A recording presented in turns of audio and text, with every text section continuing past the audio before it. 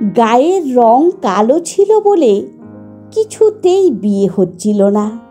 অনেক অনেক জায়গা থেকে দেখতে এসেছে আমাকে। পাত্রপক্ষের কিছুতেই পছন্দ হয় না। যতই লেখাপড়া শেখো, যত গুণের গুণান্বিত হও না কেন, ওই একটাই সমস্যা, গায়ের রং। এদিকে বাবা মায়ের তো চিন্তার শেষ নেই। মা ভাবত মেয়ের কি কোনোদিনই বিয়ে দিতে পারবো না। কত ঘটক যে কত পাত্র এনেছিল এ জীবনে তার হিসেব রাখতে পারিনি। মনে আছে একবার এক ঘটক বাড়িতে এসে মাকে বলে গিয়েছিল, পাত্রপক্ষ যখন দেখতে আসবে তখন আপনার মেয়েকে হলুদ রঙের কোনো শাড়ি পরতে বলবেন। এমনিতেই তো গায়ের রংটা চাপা, তাই বললাম আর কি, দেখবেন ঠিক পছন্দ হয়ে যাবে। তারপর থেকে যখনই পাত্রপক্ষ দেখতে আসতো আমি হলুদ রঙের শাড়ি পরেই বসতাম। হলুদ রঙের শাড়িতে নাকি দেখতে ফর্সা লাগে। বুঝতাম না গায়ের রং কালো থেকে কি করে ফর্সা হয়। এদিকে আমার বিয়ে না হলে দাদারও বিয়ে দিতে পারছে না, কারণ দাদারও বিয়ের বয়স হয়ে গেছে। কিন্তু কি অদ্ভুত ব্যাপার, দাদার গায়ের রং কালো, বেশ স্বাস্থ্যবানও বটে, অথচ দাদার জন্য কত সুন্দরী সুন্দরী পাত্রী আসছে দাদাকে বিয়ে করার জন্য। সুন্দরী মেয়েরা কালো ছেলেকেও বিয়ে করে, নাকি দাদা ভালো চাকরি করে বলে? ব্যাপারটা কেমন যেন গোলমেলে। ঠিক গোলমেলে নয়, স্কুল কলেজে পড়ার সময় দেখেছি গায়ের রং যাদের ফর্সা তারাই প্রেম করতে পারে। তারা কত প্রপোজাল পায় প্রেমের। মনে মনে ভাবতাম, এই কালো মেয়েকে দেখে কোনো প্রেমিক যদি বলতো কালো, তা সে যতই কালো হোক, দেখেছি তার কালো হরিণ চোখ। ভাবতাম গায়ের রংটা যদি একটু ফর্সা হতো তাহলে আমিও কারো প্রেমিকা হতে পারতাম। চেষ্টা করেও সব কিছু পাল্টাতে পারলেও গায়ের রং কখনো পাল্টাতে পারবো না। এদিকে একটার পর একটা পাত্রপক্ষের রিজেক্ট, শুধু গায়ের রং কালো বলে।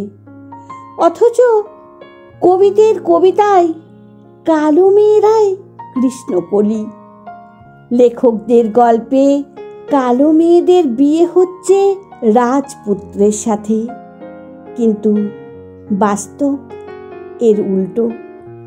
মানুষের ধারণা এটাই, গায়ের রং ফর্সা হলে তবেই সুন্দরী, আর গায়ের রং কালো হলেই সে দেখতে খারাপ। নিজের প্রতি এক প্রকার ঘৃণা জন্মে গেছে এখন। এমএসসি পাশ করে ভালো রেজাল্ট করেই বা কি লাভ হয়েছে? ভাবলাম বিয়েই করব না, চাকরি বাকরি করব। বাবাকে বললাম, বাবা আমার জন্য আর ছেলে দেখার দরকার নেই, আমি বরং চাকরির সন্ধান করি। এমন কথা শুনে বাবা বলল, তোমাকে তো আর ঘরে বসিয়ে রাখবো না আমি, যা করবে বিয়ের পর করো। তাছাড়া আমাদের বাড়িতে মেয়েরা কখনো চাকরি করে না, মেয়েদের বিয়ে দেওয়াটাই যেন একমাত্র উদ্দেশ্য। শেষমেশ বাবা একদিন খবরের কাগজে বিজ্ঞাপন দিলেন বিয়ের জন্য। বিজ্ঞাপনে সাড়া দিয়ে পাত্রপক্ষ আমাকে দেখতে এলেন। দেখতে এসেই পছন্দ হয়ে গেল। মনে তো তখন দারুণ একটা খটকা লেগেছিল। এমন ভালো চাকুরে অবস্থাপন্ন ঘর, আমার মতো কালো মেয়েকে পছন্দ হলো কি করে? সে খটকা চুলোই যাক, বিয়েটা তো হবে, কারণ বাবা মাকেও আর কেউ বলবে না এখনো মেয়ের বিয়ে দাওনি। ঘরে বসিয়ে রেখেছ? তাই বাবাও আর কোনো মতেই হাতছাড়া করতে চায় না এমন পাত্র। কালো মেয়ের বিয়ে হচ্ছে বলে কথা, ঘাট থেকে বোঝা যে নামাতেই হবে। টাকা পয়সা খরচ করে বেশ মোটা অঙ্কের পণ দিয়ে কালো মেয়ের গতি করে দিল আমার বাবা মা। মানে সোজা কথা, বাপের বাড়ি থেকে ট্রান্সফার হলাম শ্বশুর বাড়িতে। বিয়ের পর শ্বশুর বাড়িতে আসার দিন থেকেই সবার মুখে একটাই কথা, ছেলের উপযুক্ত বউ হয়নি। কারণ ওই যে গায়ের রং কালো। বুঝলাম একটাই কথা, কালোদের দয়া করা হয়। শ্বশুরবাড়ির পরিবেশটা একেবারে সম্পূর্ণ আলাদা। সব কিছু উনাদের নিয়মেই চলতে হবে, সেটা বিয়ের পরের দিনই আমাকে বুঝিয়ে দেয়া হলো।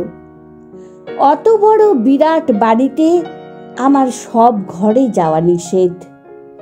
দেখলাম সবার একটা করে ঘর আছে, সেখানে সবাই নিজেদের মতো করে কাটাতে পারে।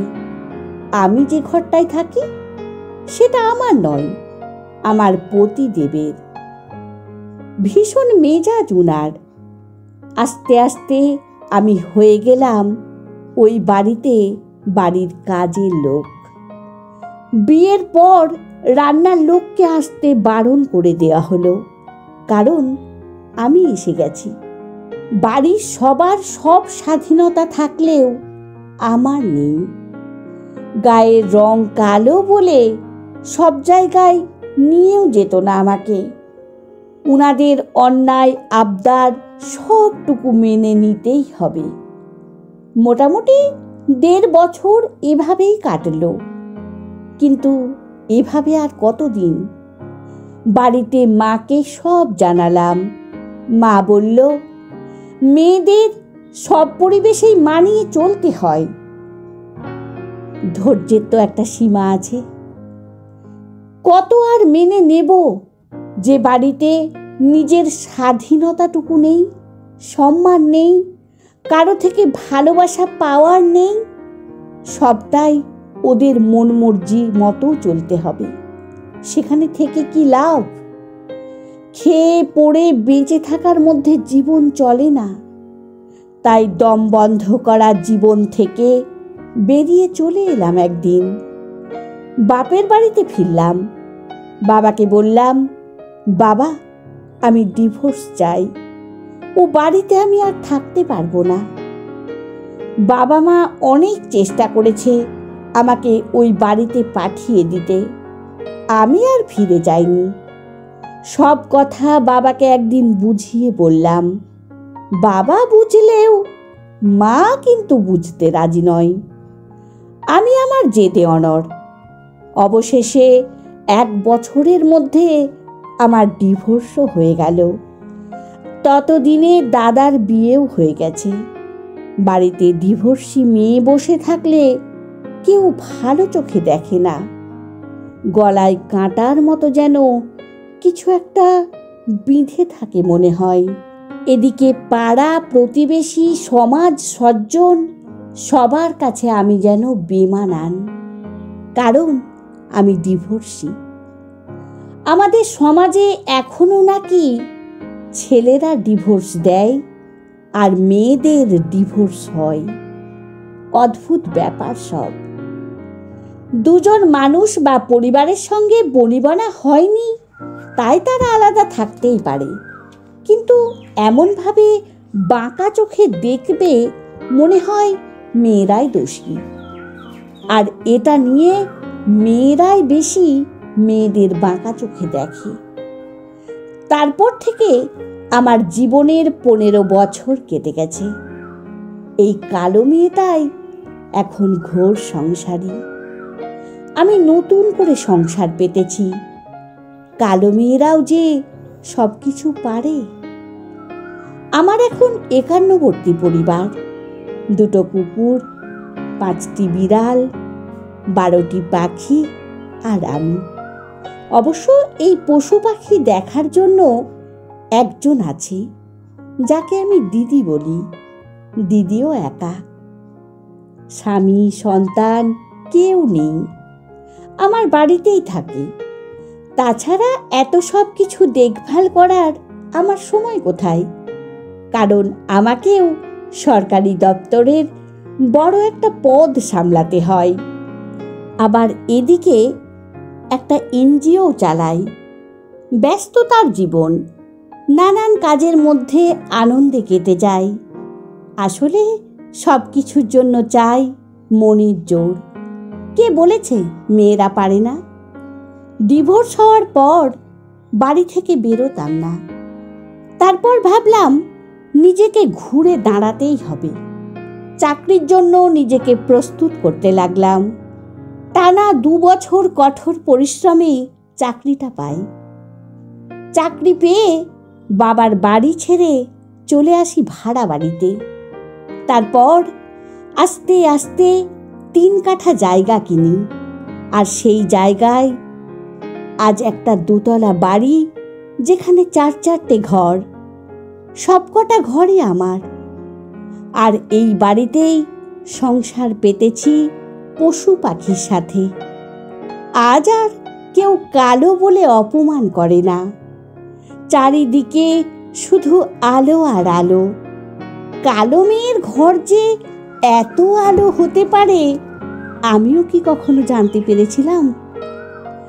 একটা ব্যাপার বুঝেছি, জীবনে বাঁচতে গেলে লড়াইটা করতেই হয় নিজের সাথে। বারবার হেরে যাওয়ার সংকেত আসবে। সমাজের কিছু মানুষ আছে যারা নিচে নামাতে থাকবে, কিন্তু দমে গেলে চলবে না, পাশে থাকবে না কেউই। একটা ছেলে যতক্ষণ না প্রতিষ্ঠিত হয় ততক্ষণ তো তার বিয়ের কথা ভাবা হয় না। তাহলে মেয়ের ক্ষেত্রে কেন সেটা হবে না? আগে মেয়ে প্রতিষ্ঠিত হোক, তারপর তার বিয়ে। মেয়েরাও তৈরি করুক নিজের টাকায় বাড়ি। তবে ছেলের বাড়ি না থাকলে যেমন ছেলের বিয়ে হয় না, তেমনি প্রত্যেক বাবা মায়ের উচিত মেয়ের বিয়ের আগে তার একটা আলাদা বাড়ি করে দেওয়া, কিংবা বাপের বাড়িতেও মেয়েটির জন্য একটা ঘর অন্তত নির্দিষ্ট থাকুক। মেয়েদের নিজস্ব কোনো বাড়ি থাকে না বলেই তারা আর ফিরতে পারে না, পড়ে থেকে মার খায়, অন্যের গলগ্রহ হয়ে বাঁচতে হয়। অনেক সময় দেখা গেছে বিবাহিত মেয়েদের নিজের বাবা মায়েরা আর সহানুভূতি দেখায় না তার জন্য। বিয়ে দিয়ে দিয়েছে মানেই সব শেষ। মেয়েদের করুণ পরিণতির জন্য শুধু শ্বশুর বাড়ির লোকজন যে দায়ী হয় তা নয়, নিজের বাবা মাও অনেকাংশে দায়ী থাকেন কখনো কখনো। আর আমার মতো মনের জোর সব মেয়ের থাকে না। আর সব মেয়ে যে একটা চাকরি জুটিয়ে নিতে পারবে এমনটাও নয়।